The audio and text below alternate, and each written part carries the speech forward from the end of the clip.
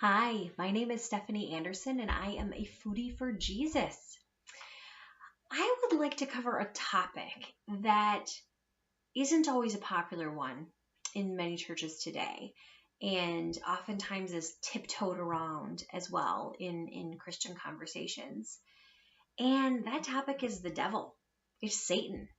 Who would have thought Foodie for Jesus would be talking about Satan? um, the reason it is such an important topic is because that is the true enemy here. If you were like me, um, I had struggled with so many different things that I thought was the enemy. And it did end up being the case. I had been so obsessed with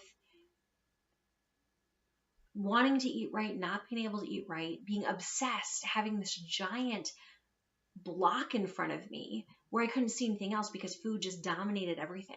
This obsession, this addiction, it was the center of everything. And I oftentimes thought, oh, the enemy, it's sugar. That wasn't the enemy. Carbs, not the enemy. The scale, also not the enemy. Meat or whatever different, types of nutritional advice that's given, not the enemy. The bathing suit, not the enemy. Exercise, not the enemy. Um, or any of these other things on the list that I thought I needed to overcome or conquer or be victorious over, that really was a distraction tactic of the devil, because the devil is the true enemy. So there's a few passages here. There's one in First Peter chapter 6 verse 8 that I think summarizes Satan very clearly. Be sober minded, be watchful. The adversary, the devil, prowls around like a roaring lion, seeking someone to devour. A roaring lion seeking someone to devour. That's pretty serious.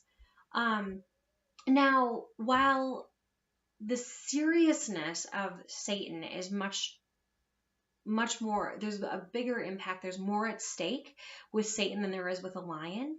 It shows you how obvious it is. And then that the idea of prowling around, always there, ready to pounce and devour and attack whenever given the opportunity. So on one hand you have this lion, but on the other hand you have this devil, that the devil and the devil's servants. And it talks about in First Corinthians how they disguise themselves, right?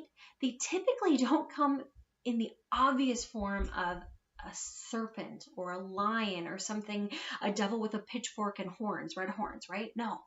They oftentimes are something that almost seems like everything seems really good, but maybe there's one thing.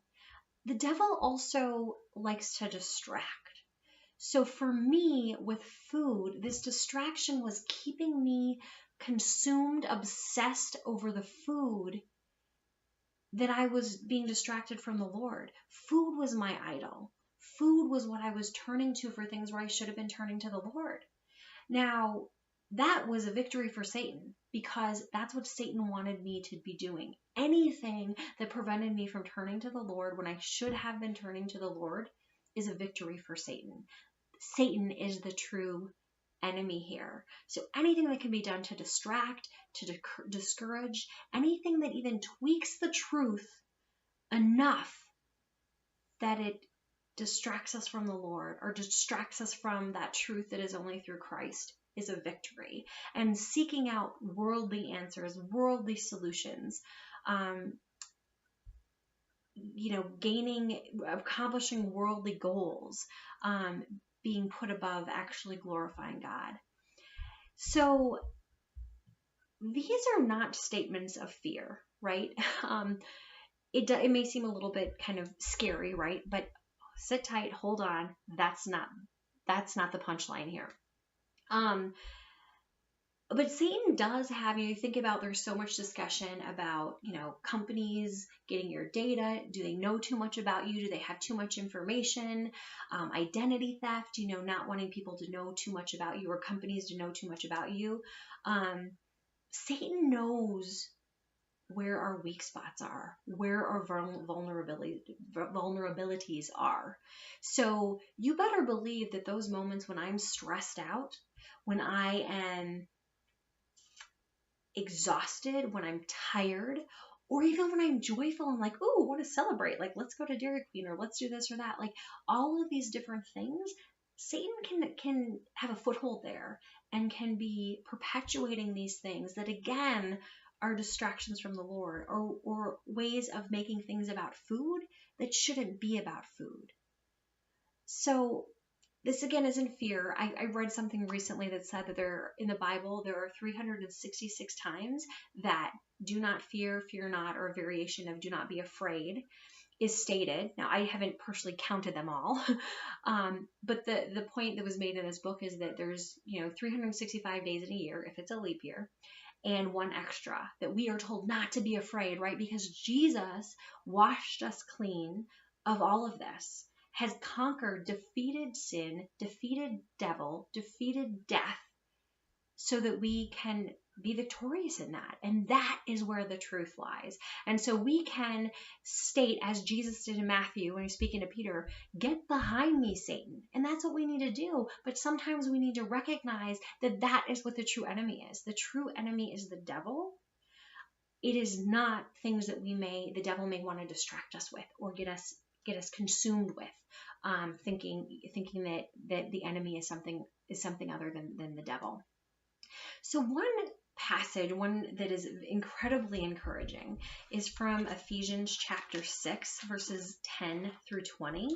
And it's about the armor of God. It may be something hopefully that many of you are already familiar with, but if not, take some time to really think about this. And if you're facing these struggles like I have, how can you put on this armor of God and really beat this true enemy that for me was the key to me really truly experiencing freedom. And really, it got me a little angry.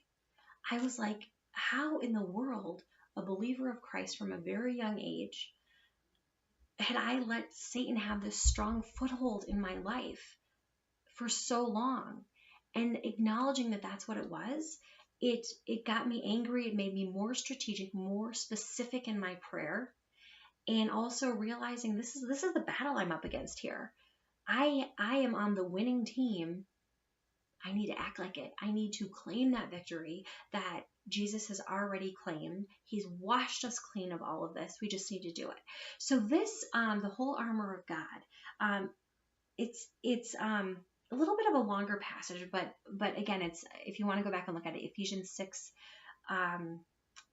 verses 10 through 20. The whole armor of God. Finally, be strong in the Lord and in the strength of his might. Put on the whole armor of God, that you may be able to stand against the schemes of the devil. Is that what we were just talking about, all those schemes? For we do not wrestle against flesh and blood, but against the rulers, against the authorities, against the cosmic powers over this present darkness, against the spiritual forces of evil in the heavenly places.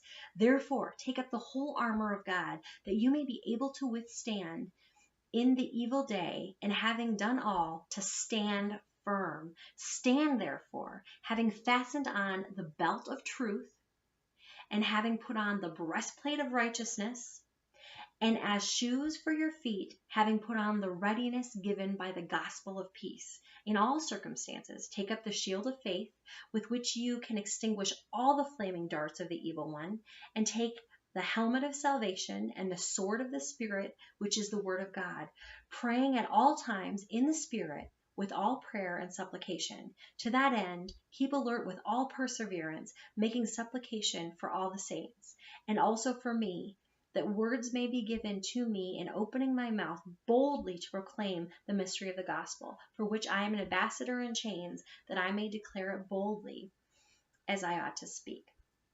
So this was Paul speaking to the church in Ephesus. So again, Ephesians chapter 6. But stand firm in that. Be aware, be alert, be on guard. So next time something comes up, turn to this passage, turn to the Lord, pray about it. For me, that's one of the things that just quickly being like, Lord, give me strength over this, because on our own, On my own, I couldn't do it. I needed the Lord. I needed this armor. I needed to be able to turn to the Lord in prayer and say, Lord, I need your strength right now. Get behind me, Satan. That's the message here, right? That is the message of victory. I get so excited about it. It is the most amazing thing. It is the most amazing thing. Yet for so long I lived defeated. You don't need to do that. If you're in that place, you do not need to feel defeated. And this is something every single day. We can claim this victory. We can proclaim what Jesus has done for us. Get behind me, Satan. That's what you need to remember. Thank you.